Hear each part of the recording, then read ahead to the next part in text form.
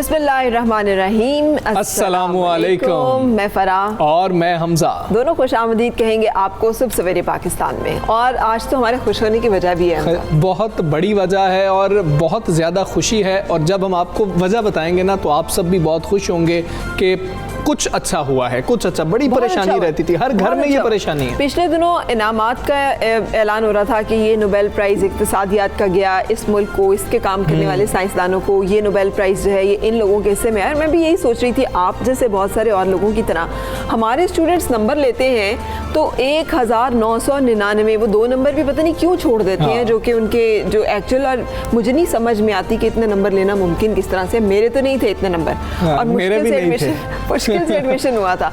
अच्छा, लेकिन इतने टैलेंटेड, इतने ज़हीन फ़तीन होने के बावजूद जब हम बात करते हैं डिस्कवरीज़ की, इन्वेंशंस की, साइंस एंड टेक्नोलॉजी की, हमारा कहीं शुमार ही नहीं है हमजा। हमारा कहीं मतलब कभी बात होना कि ये इजाद कहाँ पर हुई, इजाद फलां जगह पर हुई, इजाद कहाँ पर हुई, फलां जगह पर। क्या पाकिस्तान में कोई इजाद हुई? नहीं जी, पाकिस्तान में कोई इजाद नहीं हो रही। और अगर कहीं पर किसी शख्स ने कोई चीज़ बना ली है, किसी साइंटिस्ट ने बना ली है, तो पाकिस्तान वो नहीं बना पा रहा था। पाकिस्तान अब क्या बना पाएगा और क्यों हम खुश हैं, आपको बताएंगे टॉप स्टोरीज के बाद।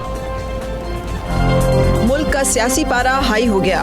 पीडीएम को गुजरांवाला के जिन्ना स्टेडियम में जलसे की इजाजत मिल गई। ऑपोजिशन स्टेडियम पूरा भरकर दिखा दे, शिबली फराज का चैलेंज। पहले ही कहा था सारे चोर इकट्ठे हो जाएंगे, वजीर आजम। कोरोना वायरस फिर पंजे गाड़ने लगा। मुजफ्फराबाद और कराची में कोरोना वायरस का फैलाव सबसे ज्यादा। इस्लामाबाद और लाहौर में भी वायरस तेजी से फैलने लगा। असद उमर का पैगाम, एहतियात ना की तो सख्त इकदाम करने पड़ेंगे। वफाकी वजीर ने खबरदार कर दिया। सफारती हुक्काम की गफलत और नाअहली की सजा आम पाकिस्तानियों को मिल गई। दुबई एयरपोर्ट पे फंसे पाकिस्तानियों को डिपोर्ट किया जाने लगा। पाकिस्तानी कौंसल खाने ने नई सफरी हिदायत से आगाह न किया। लाइल्म सैकड़ों पाकिस्तानी दुबई पहुंचकर फंस गए। तो जी जनाब, फरा, सबसे बड़ा मसला यह है कि पाकिस्तान में अब जो, वैसे तो पूरी दुनिया में हार्ट अटैक की रेशियो बहुत बढ़ती जा रही है। दिल के अमराज में जो लोग हैं ना वो बहुत ज़्यादा मुब्तला हो रहे हैं। और फिर जो परेशानी आती है जब डॉक्टर कहते हैं ना कि जी कि इनको तो इतने स्टेंट्स डाले जाएंगे, तो हर बंदा अफोर्ड ही नहीं कर सकता। अगर कोई अमीर आदमी भी है तो जब वो प्राइवेट अस्पताल जाता था लग समझ जाती थी। इस पर बहुत बातचीत भी की गई, अगर आपको याद हो चीफ जस्टिस साकिब निसार ने इस पर बहुत इनिशिएटिव लिया था और यही बात कही गई थी कि स्टंट्स तक हम खुद नहीं बना सकते और जो स्टंट्स मंगवाए जाते हैं इतने महंगे हैं। सो गुड न्यूज़ इज़ कि पाकिस्तान कार्डियक स्टंट बनाने वाला दुनिया का 18वां और मुस्लिम दुनिया का दूसरा मुल्क बन गया है। मुकामी तौर पे पहली बार दिल के स्टंट्स बनाने का एजाज़ जो है ये national university of sciences and technology NUST ने हासिल किया। बिल्कुल, और आज वज़ीर आज़म जो हैं जा रहे हैं, इसका इफ्तिताह भी कर रहे हैं।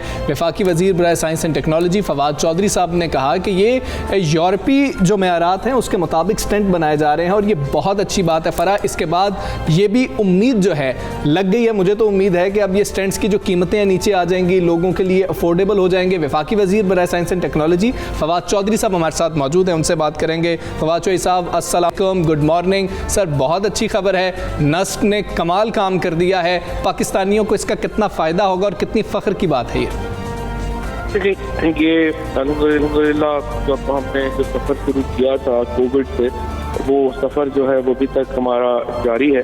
और पहले हमने एक बहुत लीप फॉरवर्ड लिया जब हमने अपने वेंटिलेटर्स बनाने शुरू किए, और आज एक और दूसरी बहुत बड़ी कामयाबी है कि जब हम अपने अब स्टंट्स जो हैं हमारे अप्रूव हो गए हैं और ये इंटरनेशनल स्टैंडर्ड्स के ऊपर जो है ये स्टंट्स बन रहे हैं। इसमें जो सबसे बड़ा फ़ायदा है वो तो ज़ाहिर है कि इसकी कीमत है जो तकरीबन 60% तक जो है जो अब तक हम स्टंट डला रहे हैं उससे कम हो जाएगी। यानी जो इस वक्त तकरीबन 2.5-3 लाख रुपए का डिजॉल्वेबल स्टंट है उसकी कीमत तकरीबन 80 से 1 लाख रुपए के दरमियान होगी, और जो एक इस वक्त नॉन डिजॉल्वेबल स्टंट है उसकी कीमत 50 से 60 हज़ार है, वो तकरीबन 18 से 20 हज़ार रुपए में आ जाएगा। तो एक तो कीमतों में बहुत ड्रास्टिक फर्क आएगा। फिर दूसरा, इसकी एक्सपोर्ट अपॉर्चुनिटी बहुत बड़ी है। जैसे आपने खुद बताया कि दुनिया में सिर्फ 18 मुल्क हैं जो कि केपेबल हैं हार्ट स्टंट बनाने के। और इसका तीसरा भी फायदा ये होगा कि ये जो सोफिस्टिकेटेड एक इसकी टेक्नोलॉजी है, अब उससे आप बाकी भी चीज़ें जो है बनाना शुरू करेंगे तो इंशाल्लाह ये हमने 200 एकड़ के ऊपर फैसलाबाद में एक मेडिकल सिटी बनाया है। अगला इंशाल्लाह ताला हम सियालकोट में एक बड़ा मेडिकल सिटी जो है वो बनाने जा रहे हैं इलेक्ट्रोमैग्नेटिक जो आलात बनाने का। तो मार्च अप्रैल तक इंशाल्लाह हमारी जो पहली एक फैक्ट्री है जो कि हमारे ये जो सारे हॉस्पिटल्स में जो सिरिंज इस्तेमाल होते हैं, नीडल्स इस्तेमाल होती हैं, कैनोलाज इस्तेमाल होते हैं, ये सारे भी इंशाल्लाह अगले साल के शुरू में हमारी मैन्युफैक्चरिंग अपनी शुरू हो जाएगी। ठीक है। तो वाजपेयी साहब, वज़ीर-ए-आज़म आज इफ्तिताह भी कर रहे हैं, तो ये आप हमें बता सकते हैं कि ये कब से मार्केट में अवेलेबल होंगे और हमारी कैपेसिटी क्या होगी पाकिस्तान की इनको बनाने की? ये इंशाल्लाह ताला अगले 3 महीनों में मार्केट में आ जाएंगे और इसकी कैपेसिटी जो है वो काफ़ी ज़्यादा है, हमारी ज़रूरत से काफ़ी ज़्यादा है। और ये चूँकि नस्ल का एक अपनी ये देखें, असल में पाकिस्तान में जो सबसे बड़ी कमी थी वो भी ये जो नस्ल ने किया है। ये एक्चुअली ये जो मिनिस्ट्री ऑफ साइंस टेक्नोलॉजी में हमारी ये कोशिश है कि बाकी यूनिवर्सिटीज़ भी इसको रेप्लिकेट करें। हम होता ही है यूनिवर्सिटीज़ में बच्चे या लोग जो एकेडेमिया के लोग हैं वो सारे रिसर्च कर रहे होते हैं, लेकिन वो रिसर्च जो है वो उसका कोई हमें फ़ायदा नहीं हो रहा होता, अप्लाइड उसकी कोई शक्ल नहीं है। हमने यहाँ पर एक कंपनी क्रिएट की है। वो कंपनी अब ये जो रिसर्च हुई उसके ऊपर खुद ही मैन्युफैक्चरिंग करके ये डाल रही। तो मैंने बाकी यूनिवर्सिटीज को भी आई वुड से कि वो इस तरह से अपनी एक कमर्शियल कंपनीज क्रिएट करें और जो रिसर्च होती है यूनिवर्सिटीज में उसको फिर वो मार्केट में डालें ताकि उसका असल लोगों को भी फायदा हो और बाकियों को भी हो। तो नस ने ये किया है जिसका बहुत फायदा होगा। और जाहिर है ministry of science and technology की जो तीनों बड़ी यूनिवर्सिटीज है, हमारी कॉमसेट है, नस्ट है, न्योटेक है, वहाँ पे हमने तीनों में ही ये सिस्टम जो है वो डाला है। चौधरी साहब, ये भी फरमा दीजिएगा कि FDA अप्रूव्ड होना और इस तरह की चीज़ों की जो है ना वो सर्टिफिकेशंस भी बड़ी इंपॉर्टेंट होती हैं, तो वो सारे मराहिल भी तय कर लिए गए हैं या तय कर लिए जाएंगे? नहीं, इसमें देरी थोड़ी इसलिए हुई कि हम सर्टिफिकेशन जो थी वो हम चाह रहे थे कि पहले हमें मिल जाए तो उसके बाद फिर हम इसको लॉन्च करें। तो अब ये इसको सी सर्टिफिकेशन यानी यूरोपियन स्टैंडर्ड सर्टिफिकेशन जो है वो मिल चुकी है, सो दैट इसका जो एक्सपोर्ट है वो आसानी से हो सके। बड़ी खुशाइंद बात है, अच्छी खबर है, आप हमारे साथ रहे, अच्छी खबर हमने तमाम देखी। मुझे ना एक चीज़ याद आ गई लाइटर नोट पर ना, फवाद चौधरी साहब की जब वजारत तब्दील हुई और ये साइंस एंड टेक्नोलॉजी में आए तो ख्वाजा आसिफ साहब असेंबली में ना तकरीर कर रहे थे और उस दौरान उन्होंने ना मजाक किया फवाद चौधरी साहब से। उन्होंने कहा कि जी क्या मेरा भाई आ गया है इस के अंदर और अब ये वजारत मिल गई है, ये इसमें भी कुछ ना कुछ निकाल लेगा और बहुत अच्छी चीज़ निकली है, बहुत अच्छा काम हुआ है। और लाइजॉन की वो बात कर रहे हैं ना कि यूनिवर्सिटी इंडस्ट्री लाइजॉन होना चाहिए कि जो रिसर्च हो, जो स्टूडेंट्स हो वो वहाँ पे कोई ना कोई प्रोडक्ट बनाएं, प्रोटोटाइप्स बनाते हैं, उसको फिर लेकर आएँ प्रैक्टिकल फॉर्म में। ये बहुत ज़रूरी था जो कि इस हुकूमत के दौर में किया जा रहा है। वाज चौधरी साहब इसके ऊपर जैसे उन्होंने कहा फोकस भी हैं।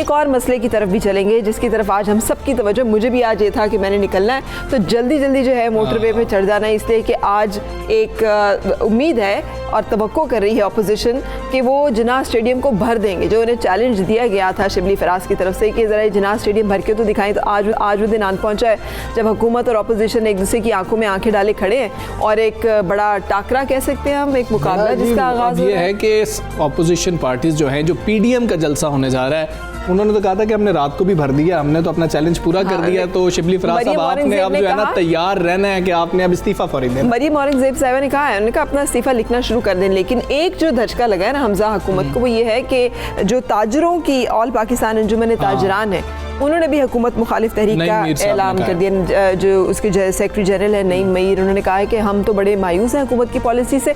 इसी तरह से देखें ना तो डी चौक में भी हमें नज़र आ रहा है एहतजाज। हालांकि वो एहतजाज जो है वो लेडी हेल्थ वर्कर्स की तरफ से है, क्लर्क्स एसोसिएशन की तरफ से है, पेंशनर्स के वो जो बहुत उनके तनख्वाहें मरात और जो उनके मुतालबात हैं उसके हवाले से। लेकिन ये महंगाई और आवाम की घटती हुई वजह से कहनी चाहिए क़ुव्वत ख़रीद और हुकूमत से जो शिकवे हैं उनका एक इजहार है। और बिल्कुल फ़रा यही मामला है, हुकूमत की जानिब से कहा जा रहा है कि आप कोई शो नहीं लगा सकेंगे, और वो ये कह रहे हैं कि हम तो शो भी लगाएंगे, और दूसरा गिरफ्तारियां भी हो रही हैं। अब कुछ मामलात कैसे चल रहे हैं, वहाँ पर तैयारियां कैसी हैं? गुजरांवाला चले जाए पर जिन्ना स्टेडियम में रफ़ीक मुगल मौजूद है। रफ़ीक, कैसी तैयारियां हैं, आप क्या देख रहे हैं? क्या अभी तक कोई लीडर आया देखने के लिए? कैसे इंतजामात हैं? हाँ जी बिल्कुल, हमज़ा और फ़रा आपको गुड मॉर्निंग कहते हैं हम जलसागाह से। तो तैयारियां जो हैं वो तो आखिरी मराहिल में दाखिल हो चुकी हैं, और मैं आपको ये भी बताता चलूँ कि अभी सुबह सुबह का टाइम है। तो गुजरांवाला सबको पता है कि पहलवानों की धरती है, पहलवान की धरती है, तो पहलवान बड़े बड़े गुजरांवाला में पैदा हुए हैं। तो पहलवान जो हैं वो भी नून लीग से खासी मोहब्बत है उनकी, खासा लगाव है। तो आज सुबह के टाइम अखाड़े से वो सीधा जिन्ना स्टेडियम जलसागाह पहुँच चुके हैं। मेरे साथ गुजरांवाला के कुछ पहलवान मौजूद हैं, उनसे भी हम आपकी बात करवाएंगे कि अच्छा जी पहलवान साहब, ये बताएं, आलिफ भी सितारा पाकिस्तान है माशाल्लाह, आप भी उभरते हुए नौजवान पहलवान हैं, तो आप किसकी मोहब्बत में आज जलसागाह सुबह सुबह आ गए हैं अखाड़ा छोड़ के? जी, जिस तरह आपको पता है कि हमने सुबह पहलवानी के सुबह के वक्त हमने वर्जिश करनी होती है। आज हम वर्जिश को छोड़ के सिर्फ मरियम साहिबा का इस्तकबाल करने के लिए आए। रियाज पहलवान सितारा पाकिस्तान की क़यादत में तमाम पहलवान जिन्ना स्टेडियम में पहुंच चुके हैं, और वो इस बात की यकीन दहानी कराएंगे कि इंशाल्लाह आज का जलसा भी एक तारीख रकम करेगा। अच्छा, कि ये जलसा जो है, जैसे माशाल्लाह आप बड़े कद्दावर पहलवान, अच्छे तगड़े पहलवान हैं, तो आप समझते हैं कि ये जलसा भी उसी तरह का होगा आज? इंशाल्लाह जी, ये तो पूछने की ज़रूरत ही नहीं है। गुजरांवाला नून लीग का गढ़ है, और गढ़ और मियाँ साहब का कहा हुआ है, और मियाँ साहब ने इंशाल्लाह आज खिताब करना है। मियाँ साहब से भी इंशाल्लाह गुफ्तगू होगी, और मरियम साहिबा भी इंशाल्लाह आएंगी, और उनका भरपूर तरीके से इस्तकबाल किया जाएगा। हाँ जी बिल्कुल, आपने पहलवानों की बात सुनी कि पहलवान जो हैं जिस तरह दीगर कारकुन पुरजोश हैं, पहलवान भी उसी तरह पुरजोश हैं, और ये कह रहे हैं कि हमारे कायद की बेटी आ रही है तो उसका भरपूर जो है वो तरीके से इस्तकबाल किया जाएगा। अभी कुछ देर पहले इन पहलवानों ने रवायती धमाल भी डाली है। जिन्ना स्टेडियम में जब पहुँचे हैं तो उन्होंने अपने आप देख सकते हैं गुर्ज भी उठा रखे हैं, और पूरे लिबास के साथ वो जलसागाह पहुँचे हैं, तो भरपूर जो है वो इजहार कर रहे हैं मुस्लिम लीग नून के साथ। ताहम जलसा जो है वो आज 11 जमातों का है, 11 सियासी जमातें जो हैं वो जलसा करने जा रही हैं, लेकिन इनकी मोहब्बत जो है। आपने पहलवानों से भी हमें मिलवाया, और वो अखाड़ा छोड़ के सियासी अखाड़े में उतर, और उन्होंने अपने मतलब वो भी उठाए हुए हैं, जिसके साथ तो मतलब ऐसे ला रहे थे, कह रहे थे कि हम तो जी यहाँ पर आए, ये नून लीग का गढ़ है। अब देखना ये होगा कि शिबली फराज साहब जो हैं वो दुरुस्त साबित होते हैं, या जो नून लीग कह रही है वो बात दुरुस्त साबित होती है। स्टेडियम भरता है कि नहीं भरता, आज की तो यही इस पे सबकी नजरें हैं। लेकिन अब थोड़ा सा हम जानते हैं इसको एनालाइज भी करते हैं सारी सूरत हाल को, कि इसमें क्या बेहतरी है, क्या बेहतरी नहीं है। हम जानेंगे सलीम बुखारी साहब से, एनालिस्ट है, हमारे साथ हैं। अस्सलाम वालेकुम सलीम बुखारी साहब, फरमाइएगा, हुकूमत के पाकिस्तान में ये एक हिस्ट्री रही है कि जितनी भी हुकूमत मुखालिफ तहरीक होती हैं उनका अंजाम बड़ा भयानक होता है। जैसे PNA की तहरीक के बाद भी माशाल्लाह आ गया था, ये तहरीक जो है इसका एंड रिजल्ट आपके ख्याल में क्या मतवक्को है? देखिए, गुजारिश ये है कि एक वाक़या नहीं है। अगर आप थोड़ा सा और पीछे चले जाएं तो अयूब खान के ख़िलाफ़ भी इसी तरह से एक पाकिस्तान डेमोक्रेटिक फ्रंट बना था। उसके बाद भुट्टो साहब का जिक्र तो आपने खुद कर दिया, माशाल्लाह लग गया था। फिर उसके बाद भी सब्सिक्वेंटली जब कभी भी इस किस्म की तहरीक चली है तो कुछ ना कुछ हुकूमत को कीमत उसकी अदा करनी ज़रूर पड़ी है। वो चाहे बेनज़ीर थी, चाहे वो 2 दफ़ा नवाज शरीफ साहब थे, चाहे उससे पहले जुनेजो साहब थे। MRDs बनी, ARD बनी, PNA तो आपको जिक्र हो गया, आपके सामने है, IGI बनी, ये बहुत सारी मूवमेंट्स जो हैं वो चली। शायद फौरी तौर पर इसके नतीजे में तो हुकूमत नहीं गिरती, लेकिन टॉल इसका सबसे ज़्यादा अदा करना पड़ता है हुकूमत को ही। 3 दफ़ा ऐसा हुआ कि उसके नतीजे में माशाल्लाह लगा। हम दुआ करते हैं अल्लाह ना करे कि ऐसा दोबारा हो। लगता भी नहीं है कि शायद फ़ौज किसी इस किस्म के मूड में है, वरना इस पिछले 3-4 साल में बेपनाह ऐसे मौके थे कि फ़ौज बिल्कुल वॉक इन कर सकती थी और लोग तालियां बजा के उसका इस्तेमाल करते।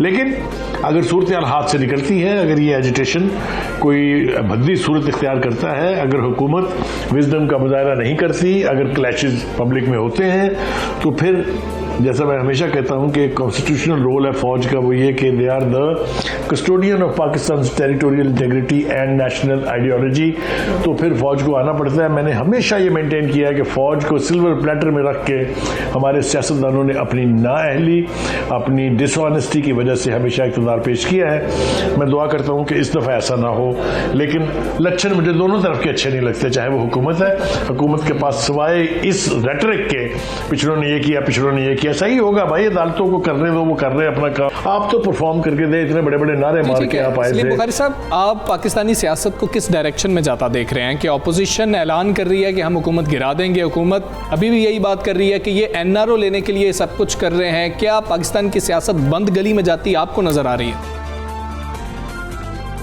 देखिए, पहली बात तो यह है कि इमरान खान साहब को हमारे बेपनाह दफ़ा मैंने तो कई प्रोग्रामों में कहा है, लोगों ने भी कहा है कि उनको आज तक यही पता नहीं चला कि एनआरओ उन्होंने नहीं देना होता, ना उनकी कैपेसिटी है, ना उन्होंने कभी माजी में किसी सियासतदान ने दिया है, वो कोई और देता होता है। और ये उन्हें अच्छी तरह से पता है कि वो कौन लोग हैं, क्योंकि अपोजिशन का तो इल्ज़ाम है कि वही लोग तो इनको लेके आए हैं। तो ये एनआरओ की बात उनके मुंह से अच्छी नहीं लगती, वो बार बार ये कह के ये साबित कर रहे होते हैं कि हमें कौन लेके आया, हम एस्टेब्लिशमेंट के लोग एंड एवरीथिंग। उन्हें ये बात समझ ही नहीं आती कि एनआरओ का तस्करा उनको नहीं करना चाहिए, क्योंकि जो दो वाहिद मिसालें हैं वो दोनों फौजी डिक्टेटर ने दिया था, वो किसी सिविलियन ने नहीं दिया था।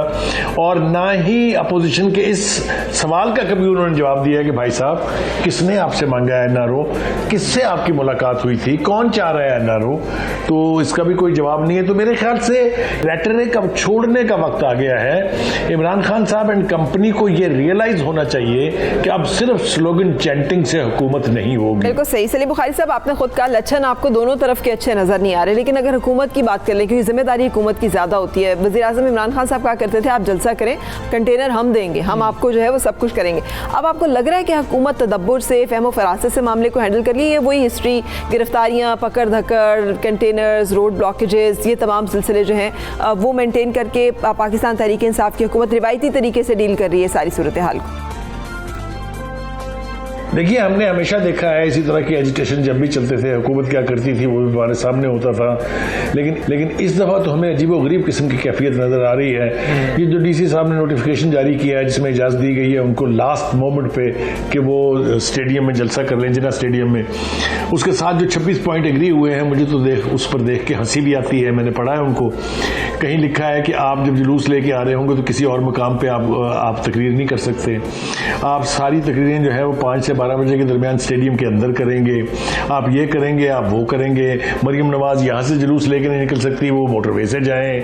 ये इस तरह की कंडीशंस हुकूमत की तरफ से हमने पहली दफ़ा देखी हैं और यही इनके गले पड़ेंगी। मैं आपको बता रहा हूँ ये कि अगर उनको जो पीपल्स पार्टी का जुलूस आने वाला है जिसमें बिलावल ज़रदारी करेंगे, या जो मुस्लिम लीग नून का जुलूस है जिसको मरियम नवाज लीड करेंगी, या मौलाना फजलुर रहमान का जुलूस है जिसको मौलाना फजलुर रहमान साहब करेंगे। सलीम बुखारी साहब, ये बता दीजिएगा कि क्या नून लीग में अब सिर्फ मियां नवाज शरीफ का बयानिया जो है वही चलेगा, और अगर वही बयानिया चलेगा तो इदारों के साथ क्या हालात मजीद खासतौर पर नून लीग के कशीदा नहीं हो जाएंगे?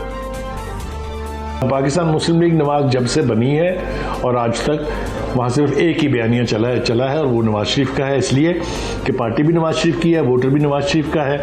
और जितनी भी कोशिशें माजी में, चाहे वो फौजी डिक्टेटर थे, चाहे वो सिविलियन रूलर्स थे, उन्होंने कोशिश की अहले शरीफ या शरीफ ख़ानदान में दरारें डालने की, वो कोई कामयाब नहीं हुई है। दोनों भाई एक ही जगह पर खड़े हुए हैं, तो इससे तो मेरे ख्याल से कोई मसला हल होने नहीं जा रहा।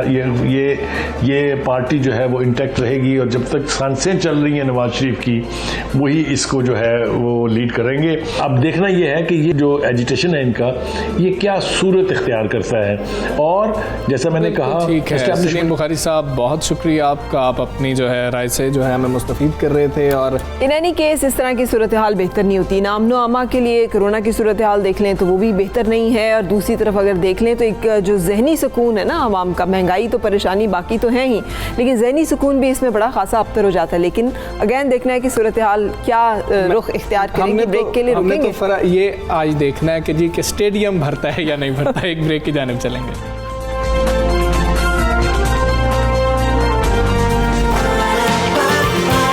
सुबह सवेरे पाकिस्तान, सुबह सवेरे पाकिस्तान।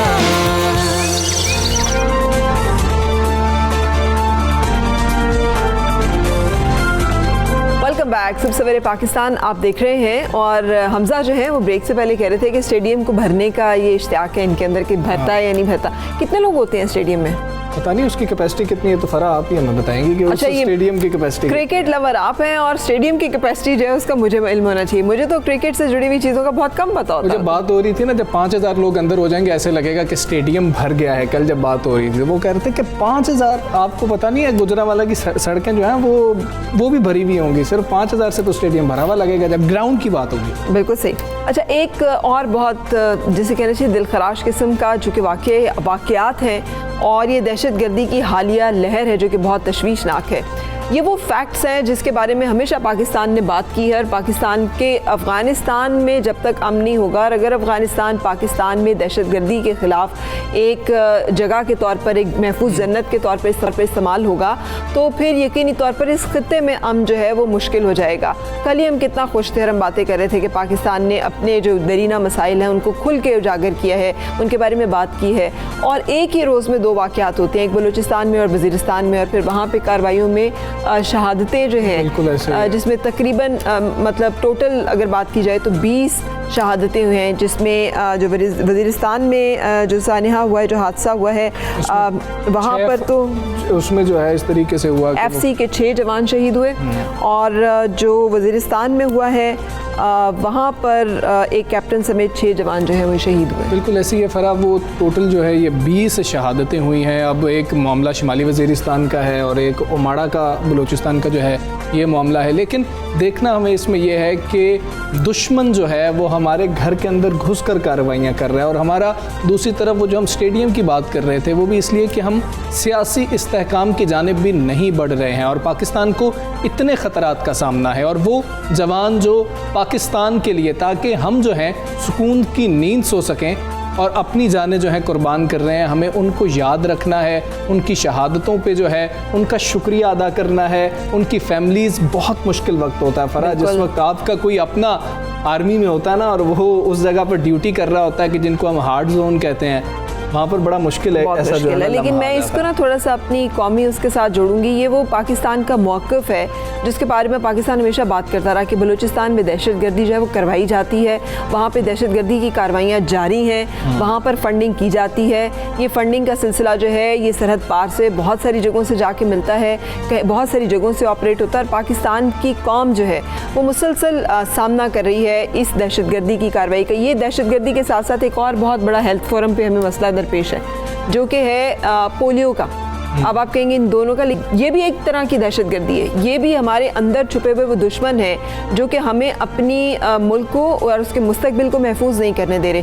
हमें अपने बच्चों को एक ऐसी बीमारी से जिससे इलाज मुमकिन है, जिससे बचाव मुमकिन है, उस वैक्सीन को इस्तेमाल नहीं करने देते। कभी हमारे जहन में कोई वहम डाल देते हैं, कभी कोई शक डाल देते हैं। पोलियो कैंपेन के जी इस पे फरा आप देखें कि आपकी फैमिली के अंदर अगर कोई ऐसा केस आ जाए, मेरी फैमिली में एक पोलियो का केस है, अच्छा, जिसके पहले भी हम बात करते रहे लेकिन मैंने जिक्र नहीं किया। वो एक फैमिली का जो केस है वो भी मतलब मेरे सबसे बड़े कज़न हमारे जो हैं मेरे ताया के बेटे, उनको पोलियो हुआ और हमारे ख़ानदान के सबसे बड़े लड़के वो हैं, उनको पोलियो हुआ। और वो गफलत ये कहा जा सकता है कि पोलियो की कैंपेन चल रही थी, यहाँ से वहाँ ट्रैवल कर रहे थे तो पोलियो के कतरे नहीं पिलाए जा सके थे और उसकी वजह से आज तक जो हैं वो माजूर हैं। और उसका बहुत इलाज करवाने की कोशिश की लेकिन इलाज नहीं हो सका और पूरी ज़िंदगी जो है उस बात का दुख पूरे ख़ानदान को है, किसी एक फ़र्द को नहीं है, पूरे ख़ानदान को है। तो कोशिश करें और ये आपका फ़र्ज़ है कि अपने बच्चों को पोलियो के कतरे पिलाएं। ये इधर उधर की बातों पर गौर नहीं करना जो फरा बात कर रही थी। बिल्कुल, डॉक्टर अज़हर हमारे साथ हैं और इसी वाले से हम उनसे भी करेंगे। अस्सलाम वालेकुम डॉक्टर साहब, शुक्रिया ज्वाइन करने के लिए एंड गुड मॉर्निंग। फरमाइएगा सर कि इतनी सारी इस दफ़ा तो मीडिया को भी बहुत इन्वॉल्व किया गया, इंगेज किया गया और बड़ी होलसम पॉलिसी बनाई गई। इससे क्या आपको फ़र्क महसूस हुआ? पिछली दफ़ा जो कैंपेन्स रन की जाती थी पोलियो के कतरे पिलाने की और इस दफ़ा जो की गई, क्या रिजल्ट्स में कोई फ़र्क महसूस हुआ? बिस्मिल्लाहिर्रहमानिर्रहीम। सबसे पहले तो बहुत शुक्रिया आपका, आपने वक्त दिया डॉक्टर्स को, और मैं अपनी ऑर्गेनाइजेशन की तरफ से भी शुक्रिया अदा करता हूँ, पाकिस्तान इस्लामिक मेडिकल एसोसिएशन। बिल्कुल मीडिया की कैंपेन का बहुत बड़ा फ़ायदा होता है, जो आपने पूरा जिक्र किया ना कि वहम डाला जाता है, शक डाला जाता है। तो जब सारे लोग मिलकर एक बात कहेंगे कि भाई ये इसमें कोई ख़राबी नहीं है, कोई हर्ज नहीं है, तो उसके अंदर फिर लोगों को समझ में आएगी ना, क्योंकि आपकी आवाज़ जो है वो हर जगह तक पहुंचती है। आपकी आवाज़ जो है दुनिया के कोने कोने में पहुंच रही है, तो इस तरह पाकिस्तान के कोने कोने में पहुंच रही है। तो वहाँ तक अगर ये लोग पहुंचेंगे कि सारे लोग एक ही बात कर रहे हैं ना, कोई एक ही कह रहा है, अगर मेरे कान में कोई वसवसा डाल रहा है कि पोलियो से खुदा ना खास्ता नुकसान हो जाएगा, लेकिन 10 लोग और साथ में ये कह रहे हैं कि इससे कोई नुकसान नहीं है, डॉक्टर भी कह रहा है, आलिम दीन भी कह रहा है, मीडिया भी कह रहा है, मोहल्ले वाला भी कह रहा है, सब लोग कह रहे हैं, तो पोलियो से फिर इस तरह से जो है वो मीडिया के ज़रिए ये मैसेज आपका, और इसमें हम शुक्रगुजार हैं हम डॉक्टर्स कि हम ये बात अपने क्लिनिक्स में कहते थे, आप लोगों ने इस बात को जो है वो अल्हम्दुलिल्लाह आप जो है वो चौराहों तक और मकानों तक, घरों तक, हर जगह पहुँचा दिया है। बिल्कुल ठीक। डॉक्टर साहब, इससे फ़ायदा तो होता है, बहुत बड़ा फ़ायदा होता है। जी डॉक्टर साहब, किस उम्र से लेकर किस उम्र तक के बच्चों को पोलियो के कतरे पिलाना वालिदैन पर लाजिम है, अपनी जिम्मेदारी है कि वो पोलियो के कतरे पिलाएं? सर आपने लाजिम कहा, मैं इसको जो है वो फ़र्ज कह दूं कि न्यू बॉर्न बेबी को पहले दिन, बिल्कुल पहले दिन, पैदाइश वाले दिन उसको 2 कतरे पोलियो की पिला देने चाहिए।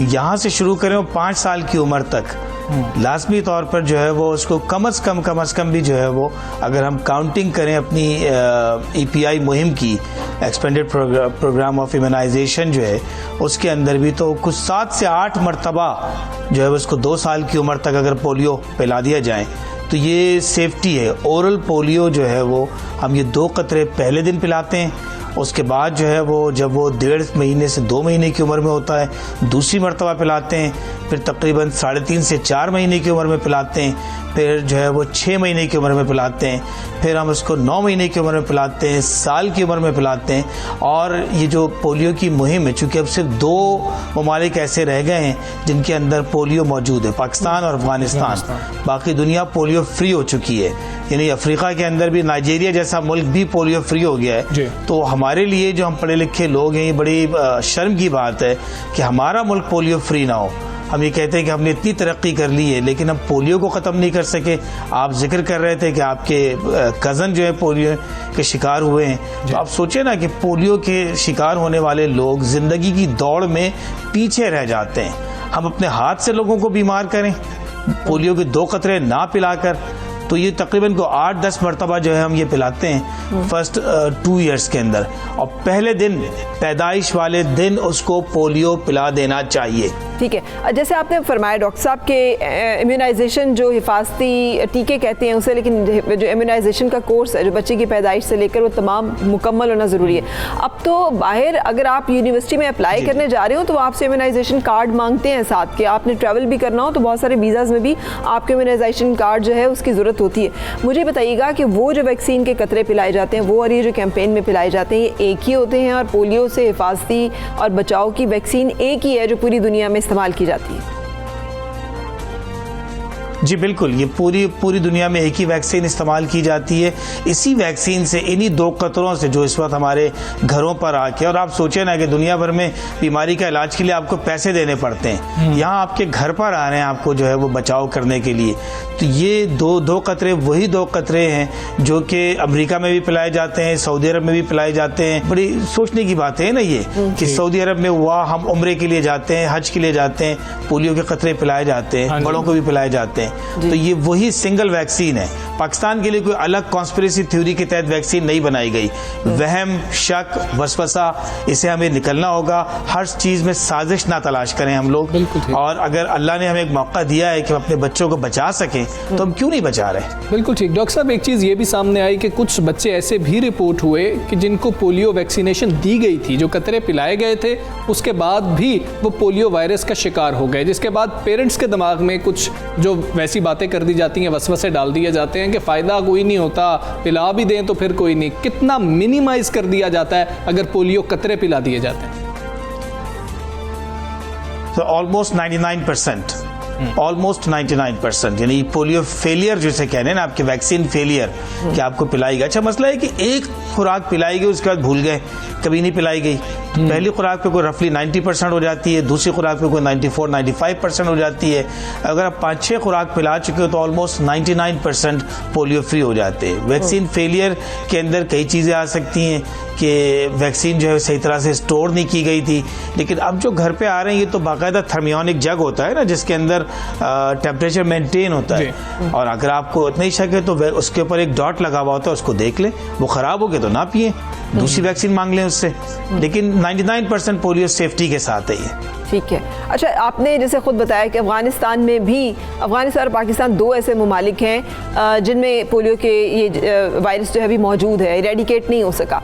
मुझे बताइएगा कोई कोरिलेशन है कि दोनों हमसाया मुमालिक जो हैं उनके अंदर ये मौजूद है, और जब तक जैसे पूरी दुनिया पोलियो के खात्मे के लिए इसलिए इसरार करिए कि किसी एक मुल्क में भी पोलियो मौजूद है तो पूरी दुनिया में वापस से फैल भी सकता है, और बहुत सारे लोग हमारे पे पाबंदियाँ भी लगा सकते हैं। इस हवाले से भी आगाह कीजिएगा कि कितना ज़रूरी है कि हम अपने बच्चों को इससे महफूज करें, क्योंकि हम मुसलसल इस खतरे की जद में हैं। देखिए, एक तो बॉर्डर्स हमारे सेम है, तो क्रॉस बॉर्डर जो है ट्रांसपोर्ट हमारी और अफगानिस्तान की अच्छी खासी होती है तमाम तर पाबंदियों के बावजूद। तो हम ये कह सकते हैं कि पाकिस्तान के अंदर तो फिर भी जो है, चूँकि यहाँ कोई अभी अल्हम्दुलिल्लाह कोई जंग की सूरत हाल नहीं है ऐसी, तो हम यहाँ पे तो अपने छोटे छोटे इलाकों तक पहुँचते हैं, लेकिन अफगानिस्तान के अंदर शायद अभी तक जो है वो ऐसा नहीं होता कि वहाँ पे पोलियो हर जगह पहुँच जाए। तो इसलिए पोलियो के मसाइल वहाँ से ज़्यादा है। जब क्रॉस बॉर्डर आते हैं तो हमारा जो नॉर्दर्न बॉर्डर है, जो हमारा जो मगरबी बॉर्डर कह लें, आप शुमाली बॉर्डर कह लें, अफगानिस्तान के साथ जो लगा, वहाँ से क्रॉस बॉर्डर के ज़रिए ये प्रॉब्लम आती है, और फिर वो जो है वो हमारे कबायली इलाकों से, और फिर उसका ट्रांसपोर्ट का जो रूट है वो कराची तक जो है वो ऊपर से पेशावर से या कबायली इलाकों से, ये सारा जो है वो रूट मौजूद है। इसमें कंट्रोल जो है वो अभी इतना 100% तो नहीं है ना हमारे पास, तो उस पर जो है वो ये वहाँ से ट्रांसपोर्ट हो रहा है, और इस वक्त तक जो है कुछ 74 रिपोर्टेड पोलियो केसेस हैं पाकिस्तान के अंदर अक्टूबर के शुरू तक, बल्कि अक्टूबर के मिड हो गया अब तो आज। तो इसमें जो है वो हम उसको जब तक, और आगाही मुहिम जो है वो अवेयरनेस कैंपेन, ये शायद जितनी हमारी अच्छी इतनी अच्छी शायद अफगानिस्तान में ना हो अभी, तो हमें खतरा वहाँ पर है। इंडिया से हमारा जो बॉर्डर है वो बिल्कुल ऑलमोस्ट सील है, तो वहाँ से कोई ट्रांसपोर्ट, वहाँ वैसे भी फ्री हो चुके हैं वो, तो एक ही बॉर्डर हमारे पास बचा है, ईरान फ्री हो चुका है। मतलब सोचने की बात है, ईरान भी फ्री है, सिर्फ अफगानिस्तान और पाकिस्तान रह गए। जी डॉक्टर साहब, ये एक चीज़ है कि जो हेल्थ वर्कर्स हैं उनको बहुत मुश्किलात का सामना करना पड़ता है। वो जाते हैं तो उनसे बदतमीज़ी की जाती है वहाँ पर। तो ये जो कैंपेन के बाद क्या कुछ फ़ायदा हुआ? हेल्थ वर्कर्स क्या बताते हैं? पेरेंट्स उनके साथ कोऑपरेट करते हैं, ताउन करते हैं, बदतमीज़ी नहीं की जाती? सर, इक्का दुक्का केसेस तो ये होते रहेंगे। इन जर्नल जो है वो मेरा ख्याल है कि लोगों के अंदर वापस जो है वो समझ आ गई है। इस कोविड की वजह से चूँकि कुछ 7-8 महीने कैंपेन्स नहीं हुई, तो सबसे पहला तो मेरा अपने भाइयों और बहनों को, अपने पाकिस्तानी भाई, कि इन हेल्थ वर्कर की इज्जत करें। ये आपके घर पर आ रहे हैं, ये जो है वो आप ये कह दीजिए कि इनको तनख्वाह मिलती, तो क्या तनख्वाह मिलती होगी बेचारों को? ये गर्मी सर्दी हर मौसम के अंदर आते हैं, आपके बच्चों की खातिर आते हैं, अपने बच्चों की खातिर आते हैं। हेल्थ वर्कर की भी तो बच्चे ना, अगर मेरे पड़ोसी का बच्चा है तो मैं उसको ये तो नहीं कहूँगा कि मेरा कोई ताल्लुक नहीं है, वो मेरे ही मोहल्ले का बच्चा है ना। तो हेल्थ वर्कर भी किसी न किसी मोहल्ले, किसी के मोहल्लेदार हैं, इज्जतदार लोग हैं, ये इनकी इज्जत करनी चाहिए। बल्कि मैं तो इनसे कहूँगा अगर इनको पानी पिलाया जाए, कुछ शरबत ऑफर किया जाए, पानी पिलाना चाहिए, शरबत ऑफर करना चाहिए। डॉक्टर साहब बहुत शुक्रिया आपका। सुबह सवेरे पाकिस्तान, सुबह सवेरे पाकिस्तान।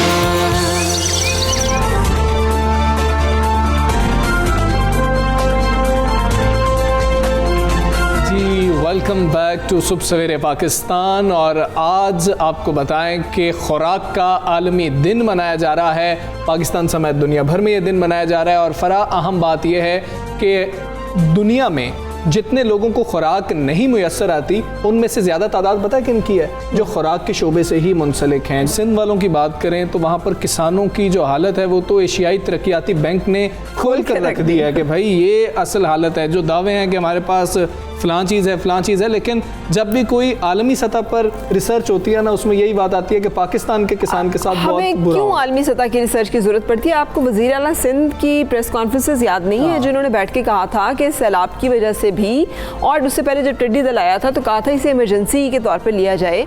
और वहाँ पर अब जो एशियन तरक्याती बैंक है वो भी तो यही कह रहा है ना कि 73% किसान हैं जो कि सिंध में मुतासर हुए हैं। और उन्हें कहा गया कि जो सर्वे किया गया है उसमें बहुत सारे किसानों ने ये कहा कि उनकी जो खपत है वो भी कम हुई है, पैदावार जो है वो बहुत ज़्यादा कम हुई है। और लॉकडाउन का भी जिक्र उसमें हुआ कि गंदम, सब्जियों, दूध और दीगर जो ज़रूरी अजनास हैं उनकी पैदावार और सप्लाई मुतासर हुई। सबसे ज़्यादा टमाटर की सप्लाई जो है उसमें 61% कमी हुई, और टमाटर ही की कीमत है जो कि सबसे ज़्यादा फिर सर्च भी की हमें दिखाई दी। और एक तो ये कि कमी हो गई, उसके बाद ख़रीदार मौजूद नहीं थे, रेट वो नहीं मिल रहा था किसान को कि वो बेचारा अपनी जो है फसल जो उसने लगाई थी, इतनी मेहनत की थी, उसको बेच सके। जब किसानों से बात हुई है, एशियाई तरक्याती बैंक ने जो सर्वे किया, आधों ने ये बताया कि जी कि हमारी तो खपत जो है उसी में ही कमी है, और 1/3 ने ये बता दिया कि हमारे पास तो भाई आमदनी की जो है वो बहुत ज़्यादा कमी आ गई है। तो ये वो इश्यूज़ हैं जो कि बहुत अहम हैं, हमारे सामने हैं, रियलिटी के तौर पर हैं। टिड्डी दल की बात की गई। टिड्डी दल जो है उसमें ये एक ऐसी इमरजेंसी जिसका पाकिस्तान को सामना करना पड़ा। पाकिस्तान के ऊपर यके पे दर पे मुश्किल आती है। एक तो कोविड, उसकी वजह से सारी चीज़ें, फिर ये टिड्डी दल से पहले चल रहा था, फिर ये मानसून की वजह से जो कुछ सैलाब और इलाके मुतासर हुए। सो इन सब चीज़ों ने बहुत बुरी तरह से मुतासर किया। लेकिन अलार्मिंग बात यह है हमजा कि जो एक रिपोर्ट सामने आई है ना, जिसमें ये जो एलोकेशन की गई हुकूमत की तरफ से कि $200 मिलियन जो हैं जो कि वर्ल्ड बैंक से बोरो किए जाएंगे, यानी हमारे कर्ज़ों में भी इजाफा होगा, और ये इस टिड्डी दल के तदारुक के लिए है। उसमें भी अजीबो गरीब चीज़ें हैं कि उसमें जो है नौकरियाँ क्रिएट की जाएंगी, 285 मुलाजमतें चाहिए हैं, मुलाजमीन चाहिए, हाँ, कोई 485 लैपटॉप्स चाहिए, कोई इसी तरह से कोई कुछ 100 जो है वो व्हीकल्स चाहिए। उसमें जो असल चीज़ है, एंड यूज़र जो है किसान, उसके लिए जो चीज़ें स्प्रे चाहिए है या उसको उस तक पहुंचना है, वो चीज़ें नहीं है। पर ऐसा नहीं है, क्या हो गया, जब सालाना रिपोर्ट निकलेगी तब देखिएगा, तब ये 200 मिलियन जो है ना आपको ये वहाँ पर ही मिल रहे होंगे कि ये जी किसानों के लिए देखें हमने कितना ज़्यादा काम किया। और अगर एक टिड्डी दल की बात की जाए तो ये जो इनके गौल होते हैं जब सफ़र कर रहे होते हैं, फिर आपको पता है कि अंधेरा छा जाता है, 1 किलोमीटर तक भी हो सकते हैं। इसमें करोड़ों जो है ना टिड्डी दल होते हैं, और आपको पता है कि एक जो उनका गोल है 2500 इंसानों के मुताबिक खाना खा जाता है, खुराक खा जाता है। तो इतना बड़ा ये मसला है, अब इसको किस तरह एड्रेस किया गया है। पहले सिंध से बात करते हैं और वज़ीर ज़राअत सिंध हमारे साथ हैं इस्माइल राहू साहब। इस्माइल साहब फरमाइएगा, एशियन डेवलपमेंट बैंक की अभी हम बात कर रहे थे रिपोर्ट की, उसके सर्वे में 97.1% किसान जो है उन्होंने कहा है कि उन्हें बर वक्त ज़रूरी अशिया, खाद और सप्लाई की ज़रूरत है। 96.8% किसानों ने कहा कि ज़रूरी पैदावार की कीमतें मुस्तहकम रखी जाएँ। 80% किसानों ने कहा कि कर्ज़ों की अदायगी की जो शराइत है उनको आसान किया जाए। हुकूमत क्यों लाइल्म है किसानों के इन मसाइल से, उनकी इन मजबूरियों से, और इस मामले में भी वफाक तो कसूरवार नहीं है। ज़राअत तो अब सूबाई मामला है 18वीं तरमीम के बाद। देखें, यकीनन बिल्कुल ज़रायत जो है वो सूबाई सब्जेक्ट है, लेकिन ज़रायत में जो चीज़ें इस्तेमाल होती हैं, मुझे बताएं आपका, अगर ज़रायत में बिजली का इस्तेमाल होता है, ज़रायत में जो मशीनरी जो बाहर से ज़्यादातर एग्रीकल्चर मशीनरी, ट्रैक्टर्स हों या दूसरे हों, वो सब इंपोर्ट होते हैं। खाद की कीमतें, उनका सारा इन्हिसार जो है वो गैस की कीमतों पर होता है। डीज़ल की बहुत ज़्यादा कंजप्शन हमारे पास जो सबसे ज़्यादा होती है ट्रांसपोर्ट के बाद वो ज़रायत में होती है। ट्रैक्टर्स तमाम जो चलते हैं वो डीजल से चलते हैं। तो जो इनपुट्स अगर आप में उसमें जो बिल्कुल ही एक इंतहाई तेज़ी के साथ आप उनकी कीमतें बढ़ा देंगे, जो कि वफाकी हुकूमत की जानिब से जो ये महंगाई का तूफ़ान और सुनामी आया है उसने बहुत ज़्यादा मुतासर किया है। मैं समझता हूँ कि सबसे ज़्यादा जो सेक्टर मुतासर हुआ है वो सबसे ज़्यादा सेक्टर वो ज़रायत का मुतासर हुआ है, और उसमें जी ठीक है इस्माइल राहू साहब, ज़राअत का जो शोबा है सबसे ज़्यादा मुतासर हुआ। कोरोना फिर टिड्डी दल का मामला था, सिंध हुकूमत ने क्या इकदाम उठाए उसके लिए, ये बता दीजिए। जहाँ तक ये इसका टिड्डी दल का है तो टिड्डी दल को ऑलमोस्ट 2 साल हो चुके हैं। ये मई 2000 में ये आई थी सिंध के अंदर, और उसमें हमने उसी वक्त से उसके लिए जो है खात्मे के लिए बहुत ज़्यादा इक़दाम किए। हालांकि आप जानते हैं कि ये सब्जेक्ट जो था वो लोकस का खात्मा, टिड्डी दल का खात्मा, ये सारे का सारी रिस्पॉन्सिबिलिटी, जिम्मेवारी जो डिपार्टमेंट ऑफ प्लांट प्रोटेक्शन जो फूड सिक्योरिटी की मिनिस्ट्री के अंडर में आता है, वफाकी हुकूमत के मातहत है, उनका काम था, उनकी जिम्मेदारी थी। टिड्डी दल के खात्मे के लिए सबसे ज़्यादा हम 3 प्रोविंसेस मुतासर थे, हमारा पंजाब और बलूचिस्तान और सिंध, लेकिन सबसे ज़्यादा मौसर इक़दाम जो किए गए वो सिंध ने किए, बर वक्त इक़दाम किए। हमारी पूरी फील्ड टीम्स ने बहुत जानफशानी से काम किया। सिंध हुकूमत ने वसाइल मुहैया करने में कोई जो है वो देर नहीं की, थोड़ी इक़दाम की वजह से। Thank you so much. मुझे ये समझ नहीं आती कि आप जब भी किसी भी उससे हुकूमती नुमाइंदे से बात करें ना, तो उसके नतीजे में आपको एक एनालिस्ट मिल जाता है जो आपको सारी सूरत हाल, या रिपोर्टर मिल जाता है जो आपको सारी सूरत हाल पे खबरें दे रहा होता है, अवेयरनेस दे रहा होता है, नहीं बता रहा होता, तो ये नहीं बता रहा होता कि क्या किया गया है, फैक्ट्स एंड फिगर्स। उनको ये देखें, आप ये बात नहीं मानती हैं कि उनको फैक्ट सारे पता है कि जी ये एशियाई तरक्याती बैंक का नुमाइंदा लगना शुरू हो जाते हैं वो, या फिर वो लगना शुरू हो जाते हैं आपको कोई रिपोर्टर, अपने फील्ड रिपोर्टर जो हमें ये तो बता रहे होते हैं कि ये हो गया। करना किसने है उसके बारे में कुछ ये नहीं समझ में आती है कि वो कौन किसान का मसला है वो हल हुआ या वो हल नहीं हुआ, इसके ऊपर जो है बात नहीं की जाती। प्रोग्राम के हवाले से बात करेंगे। इसहाक मस्तोई साहब हमारे साथ हैं, टिड्डी दल कंट्रोल प्रोग्राम से डायरेक्टर प्लांट प्रोटेक्शन है जी। अस्सलाम वालेकुम इसहाक मस्तोई साहब, बहुत शुक्रिया हमें ज्वाइन करने के लिए। सर बताइएगा, क्या वो सब कुछ किया गया जो पाकिस्तान को टिड्डी दल जैसी आफत से बचाने के लिए काफ़ी है? इसे एक इमरजेंसी तो डिक्लेयर किया गया, लेकिन उसके बारे में इमरजेंसी के तौर पर इकदाम भी उठाए गए?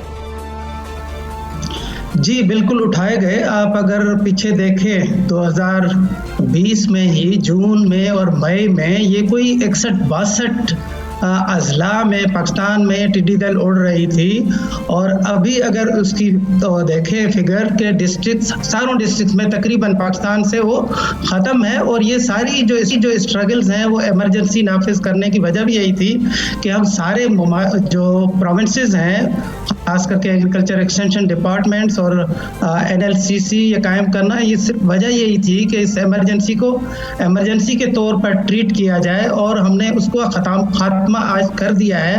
और इक्का दुक्का हमें 1-2 डिस्ट्रिक्ट से जहां से अभी भी रिपोर्ट हो रही हैं तो वो सेम डे पे ख़त्म हो रही हैं।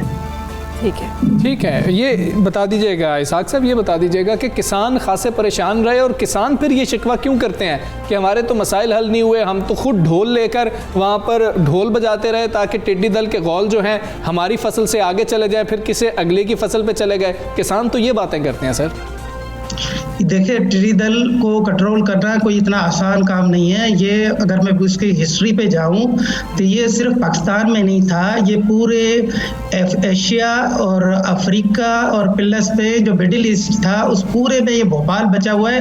अभी भी पूरे तीनों रीजन में ये मौजूद है, लेकिन सवाए साउथ एशिया के, पाकिस्तान इंडिया के, बाकी हर जगह मौजूद है। और ये हमारी स्ट्रगल ही थी जिसने हमने इसको कंट्रोल किया है। अच्छा, मुझे ये भी बताइएगा सर ये भी बताइएगा कि ये तो असेंबली में भी बात की गई ना, कमेटियों के सामने भी बात की गई कि हमारे पास जहाज स्प्रे करने वाले स्प्रे नहीं था मुनासिब तादाद में, बड़ी टाइम तो इसमें लग गया कि आप स्प्रे जो है वो प्रोक्योर कर सकें।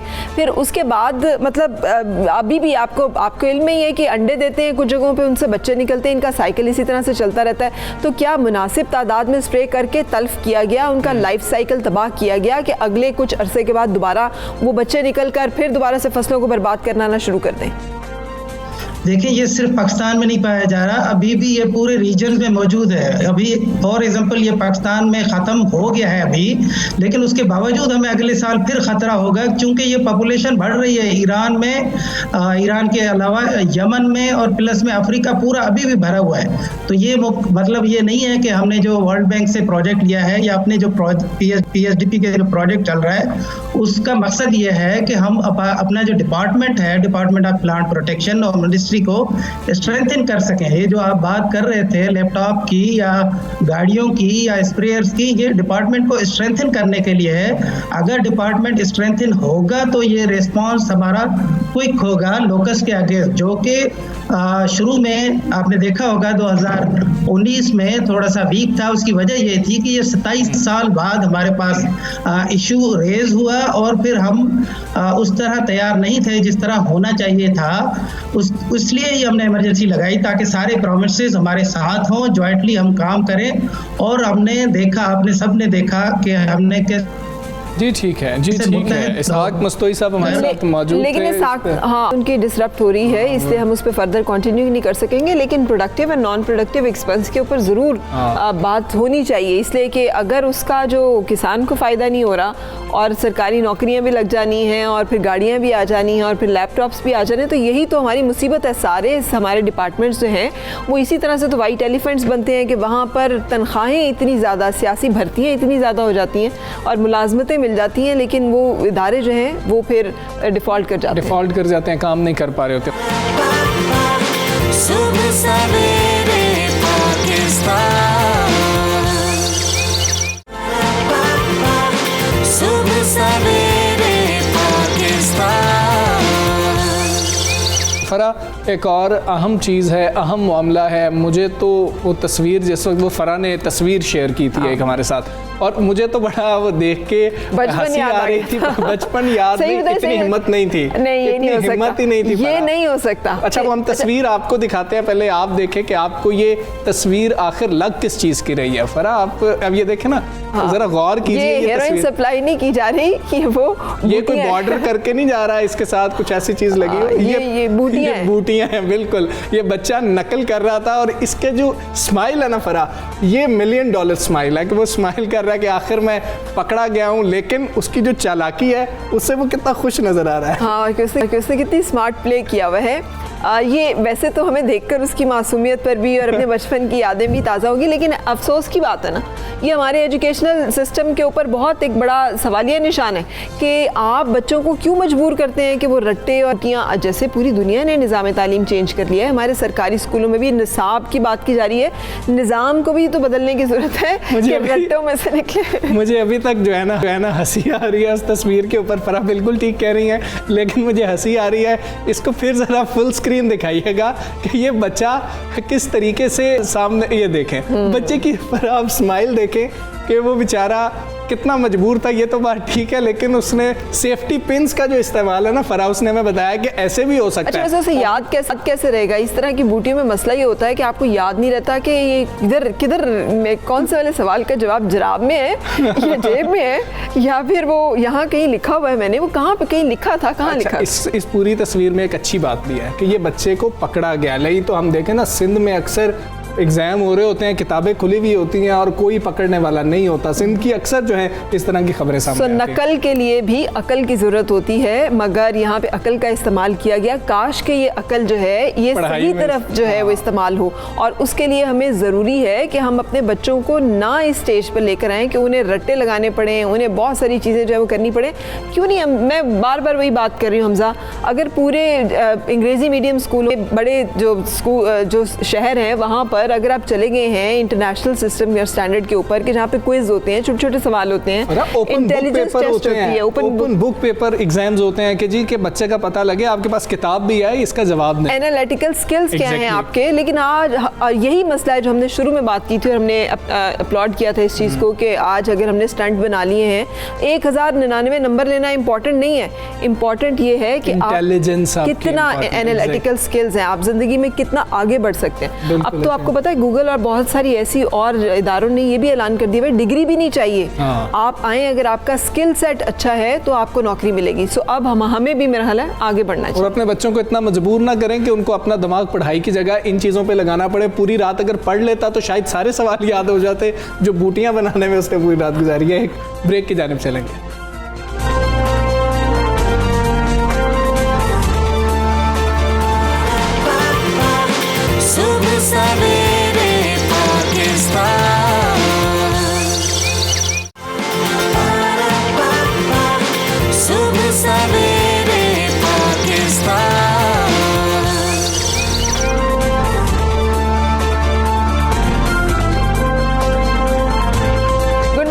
आप देख रहे हैं सुबह सवेरे पाकिस्तान और वेलकम बैक कहेंगे हम आपको। हमजा, पता नहीं क्रिकेट में क्या ऐसी बात है, ये कभी खबरों से आउट होता ही नहीं, हो ही नहीं सकता है। कुछ ना कुछ कंट्रोवर्सी, कोई ना कोई चीज़ आती रहती है, इसकी क्यों?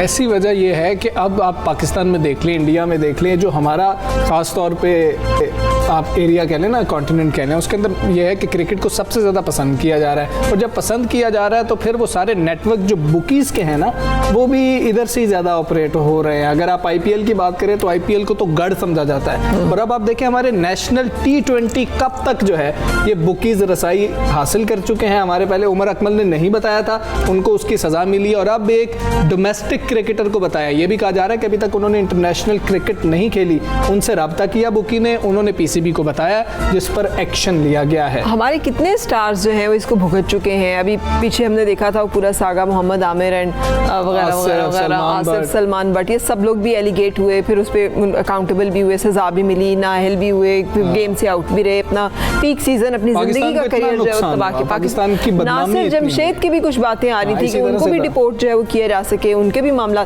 लेकिन ये अच्छी बात है कि अब नए हमारे प्लेयर्स को भी पता है, इनके साथ जैसे ये रब्ता इस्टेब्लिश, इन्होंने रिपोर्ट किया उसको, मतलब ये इनको मालूम है कि अब हमें ये काम जो है ये हो सकता है हमें ट्रैप करने के लिए, हमें फंसाने के लिए भी किया जा रहा है। और इसको काबिल सत्ताइश कहा गया है कि उन्होंने ये बात बता दी है, फौरी रिपोर्ट की है, उमर ने नहीं की थी, उमर अकमल सज़ा भुगत रहे हैं, उसके ऊपर बात करेंगे। हमारे साथ मौजूद हैं साबिक टेस्ट क्रिकेटर आकिब जावेद साहब। आकिब जावेद साहब अस्सलाम वालेकुम, गुड मॉर्निंग। आकिब जावेद साहब, ये बता दीजिएगा कि अब नेशनल T20 कब तक ये मामला आ गया है, और जो खिलाड़ी अभी पाकिस्तानी टीम में जगह नहीं बना सके उनसे भी रब्ता किया जा रही है, नेटवर्क कितना स्ट्रॉन्ग कैसे हो गया?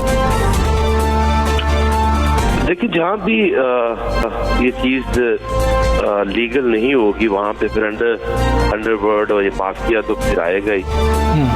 पूरी दुनिया में अगर आप देखें तो जितनी भी स्पोर्ट्स हैं उसमें सबको यही चीज़ें देखनी पड़ी और मुश्किलात आई। बट अगर आप इंग्लैंड या यूरोप या अमेरिका, जितनी भी स्पोर्ट्स हैं उस सब में बैटिंग होती है, और वहाँ वो उन्होंने उसको लीगलाइज किया हुआ है।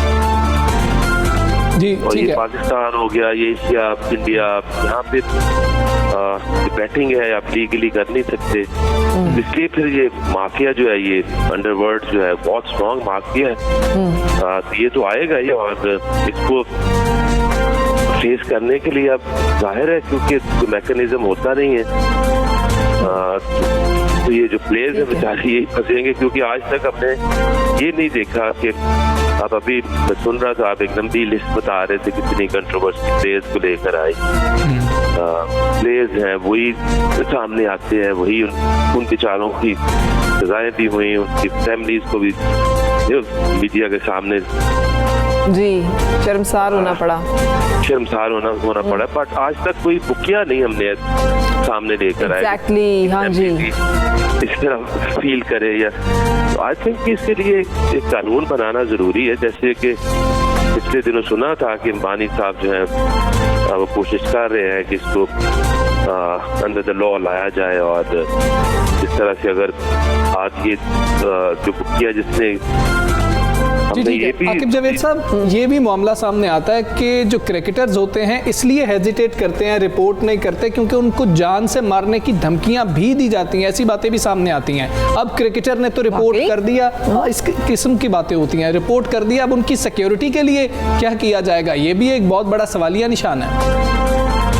कुछ भी नहीं है क्योंकि कानून नहीं है ना कोई। मैं तो खुद भुगत चुका, मुझे तो पता है कि इनके खिलाफ जो बोलेगा आज तक उसी को ही मुश्किल टाइम गुजारना पड़ता है, क्योंकि ना तो कोई लॉ है ना कुछ है। अगर पीसीबी ने उस लड़की ने अगर बता दिया है तो अब उसको तो किसी को तो पता भी नहीं वो कौन है, सिर्फ उसको पता है, जिसने ऑफर की है उसको पता है, तो अब उसके साथ वो कुछ भी कर सकते हैं। आई डोंट नो कि कैसे क्या कोई सेफगार्ड। बिल्कुल सही। पब्लिक अकाउंट्स कमेटी में पीएसएल के हवाले से भी एक बात उठाई गई थी कि वहाँ पर भी फिक्सिंग या जुआ जो है वो था, लेकिन आपने कल एक कमेंट किया है, आपने मिसबाहुल हक जो है उन्होंने जो इस्तीफ़ा दिया है चीफ सिलेक्टर के तौर पे, आपने कहा कि उन्हें चीफ सिलेक्टर के तौर पे नहीं, बहैसियत कोच उन्हें इस्तीफ़ा देना चाहिए था और चीफ सिलेक्टर रहना चाहिए था। तो इसकी क्या वजह, आपको क्यों लग रहा है कि ये ऐसे होना चाहिए था? देखिए, उसकी खास वजह है क्योंकि सिलेक्टर बनने के लिए आपको कोई क्वालिफिकेशन नहीं चाहिए। आप आपको क्रिकेट का एक्सपीरियंस हो, आपने उस लेवल की इंटरनेशनल लेवल पे डोमेस्टिक पे आपने क्रिकेट खेली हो, तो आपने सिर्फ करना ये है कि आपने जो प्लेयर्स है डोमेस्टिक सीजन में जाके देख के उनको सिलेक्ट करना है। वो तो उनके पास एक्सपीरियंस है, पिछले 15-20 साल से वो क्रिकेट खेलते हैं और हाईएस्ट लेवल पे खेल चुके हैं, कप्तान भी रह चुके हैं पाकिस्तान के। और अभी उन्होंने रिसेंटली क्रिकेट छोड़ी है तो उनको प्लेयर्स का पता है कि डोमेस्टिक में कौन सा यंगस्टर आगे आ रहा है, कौन सा टैलेंट बेहतर है।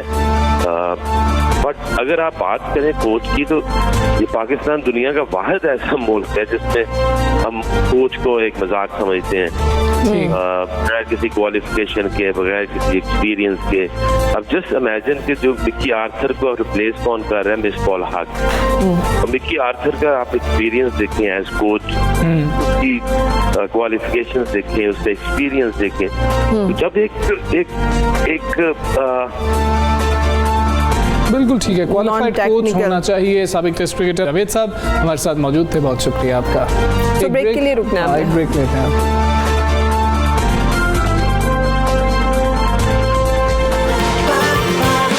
सुबह सवेरे पाकिस्तान, सुबह सवेरे पाकिस्तान।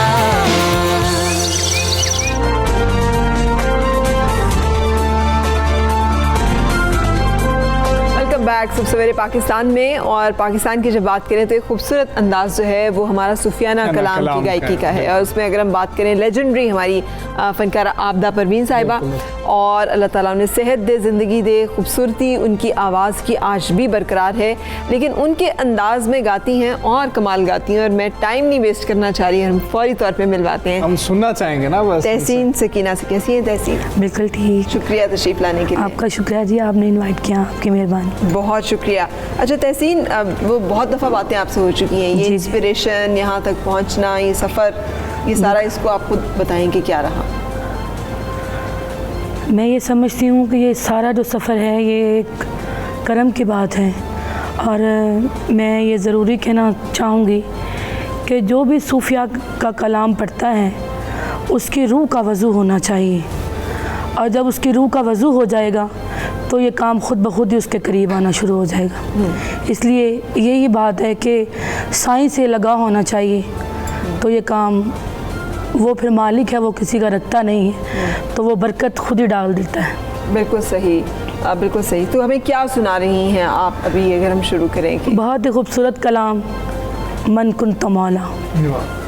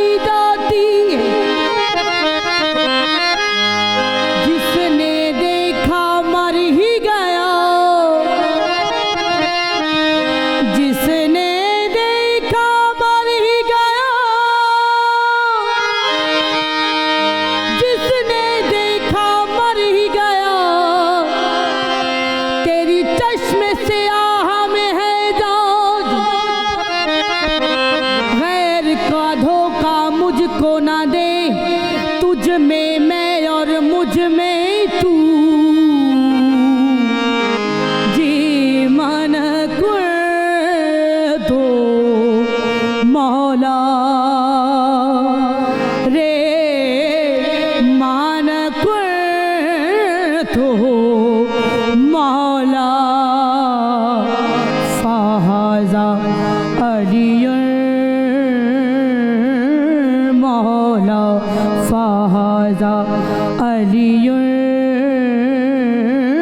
मौला रे मन तो मौला बाता फैले दामन मुर्तज़ा मैं बताऊं कि मुझे क्या मिला कि अली मिले तो नबी मिले जो नबी मिले तो खुदा मिला रे मन तो मौला जी मन तो मौला।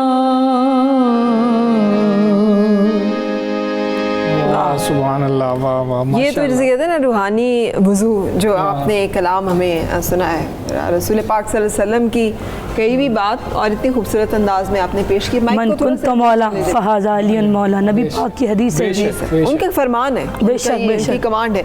ये माइक एडजस्ट कर लीजिएगा ताकि मैं आपको इसमें हेल्प करती हूँ ताकि हम आपको देख भी सकें। अच्छा, और कौन सा कलाम आपके फेवरेट कलामों में से कौन कौन से हैं जो कलाम बहुत सारे खूबसूरत हैं क्योंकि कलाम होता ही खूबसूरत है।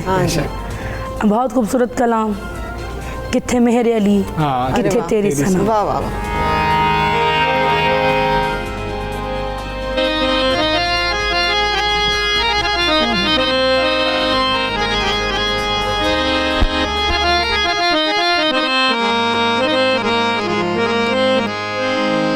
किथे मेरे आली किथे तेरी सना अली वो इसमें आज़म है आली आली अली वो इसमें आज़म है कि जब किसी ने पुकारा उसी के काम आया कितने मेहरे अली किथे तेरी सना गुस्ताख अखियाँ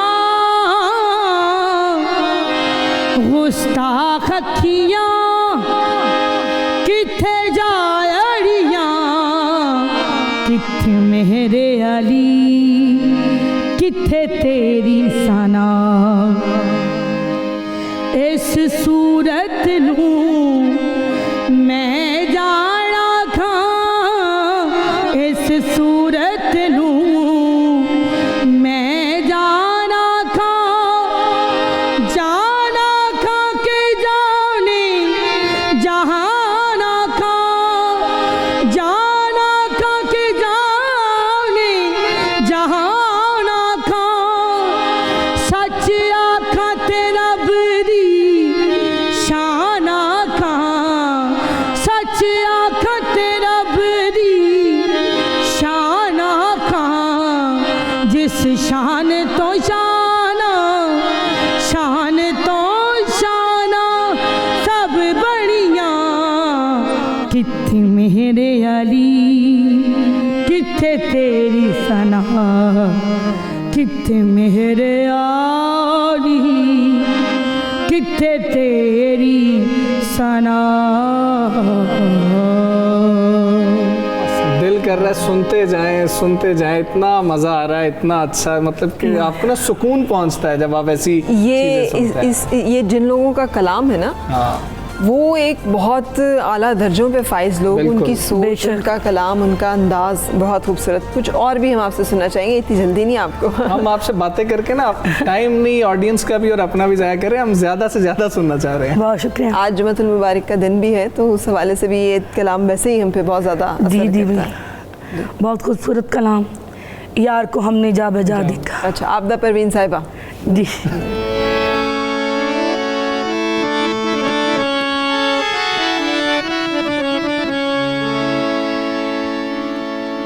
मुझे तला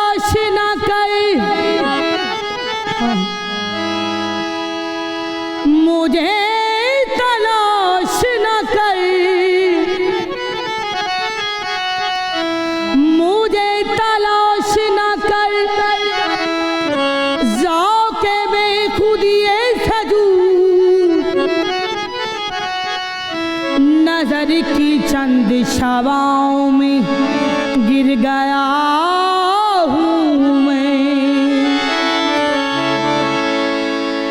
दिल की बसात क्या थी निगाहें जमाल में, एक आईना था टूट गया देख बालू। यार को हमने जा बजा देखा, कहीं जाहिर कहीं कहीं जाहिर कहीं छुपा देखा। यार को हमने जा बजा देखा, कहीं मुमकिन हुआ कहीं वाजिब, कहीं मुमकिन हुआ कहीं वाजिब, कहीं फानी कहीं बका देखा। यार को हमने जा बजा देखा। बहुत खूबसूरत शेर है। कहीं वो बादशाह है तख्त नशी, जब तक बिकाना था कोई पूछता न था। तुमने मुझे खरीद कर अनमोल कर दिया। कहीं वो बादशाह है तख्त नशी, कहीं कासा लिए गदा देखा। यार को हमने जा बजा देखा।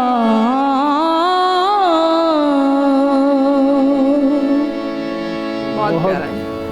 अब ये कलाम ऐसे ना कि फिर आपका दिल नहीं करता खुद से कोई बात करने को। मुझे अच्छी बात ये लगती है तहसीन के आबदा परवीन साहिबा जो हैं वो अब इतना नहीं हमें दस्तयाब होती हैं कि हम उनके सामने बैठ कर तो उनका सुन सकें, उनकी जो महफिलें हैं। तहसीन की सूरत में ना हमें वो जो एक दोबारा से कहा जा सकता है ना, दोबारा से ये कलाम जो है वो मोमेंट से जीने का जो है ना मौका मिल गया। हाँ, शुक्रिया आपका। आपने सीखने का बताइए, सीखना वैसे कितना मुश्किल काम है? ये बड़ा मुश्किल एक चीज़ होती है। मेरे ख्याल में सीखने का अमल सारी ज़िंदगी इंसान को रहता है और रहना भी चाहिए, क्योंकि जब तक इंसान सीखता रहता है उसको नई जगह मिलती रहती है। नई सबसे पहले किसने कहा था कि आप तो आबदा परवीन साहिबा जैसी लगती हैं या उन जैसा काम करती हैं या उस जैसा गाती हैं या गाने की कोशिश करती हैं? जैसे कि सब लोगों को पता है कि मेरे दादा जो मेरे वालिद साहब थे वही मेरे उस्ताद थे, तो उनका ये बहुत शौक़ था कि ये मतलब रूहानियत के बहुत करीब थे वो।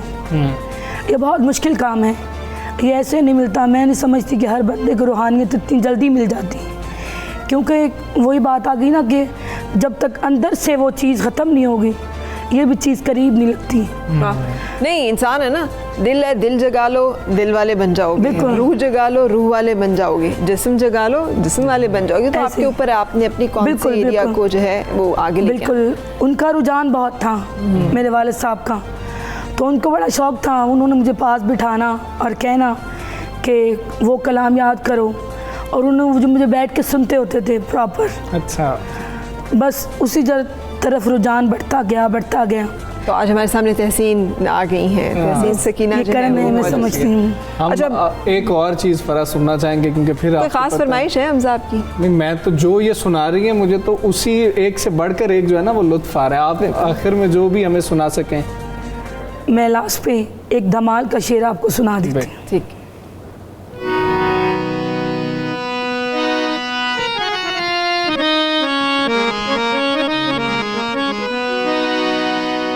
लाल मेरी पत, लाल मेरी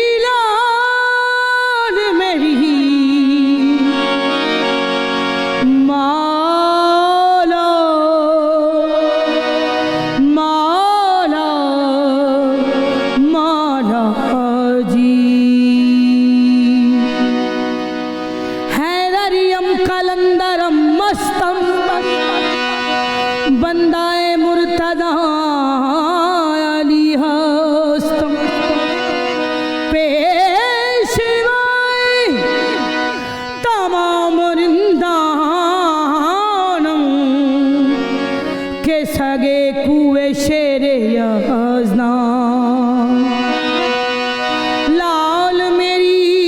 पत रखियो भला झूले लालण सिंधड़ी दा सेवण दा शाहबाज कलंदर हक दमादम मस्त कलंदर अली दा पहला नंबर अली रग रग दे अंदर हुसैनी लाल कलंदर कलंदर लाल कलंदर कलंदर लाल कलंदर मौला माशाल्लाह जी, बहुत शुक्रिया। थैंक यू सो मच तहसीन, आप हमारे साथ शामिल हुई आज के शो में और आपसे भी हम इजाज़त लेंगे। Have a wonderful weekend. लेकिन कोरोना बहुत ज़्यादा फैल रहा है, आपने बहुत एहतियात करनी है। वीकेंड पे हम अमूमन घूमने फिरने पे जोर रखते हैं, मुनासिब फासला एहतियाती तदाबीर साथ रहे। Have a wonderful day and wonderful weekend. Allah हाफ़िज़।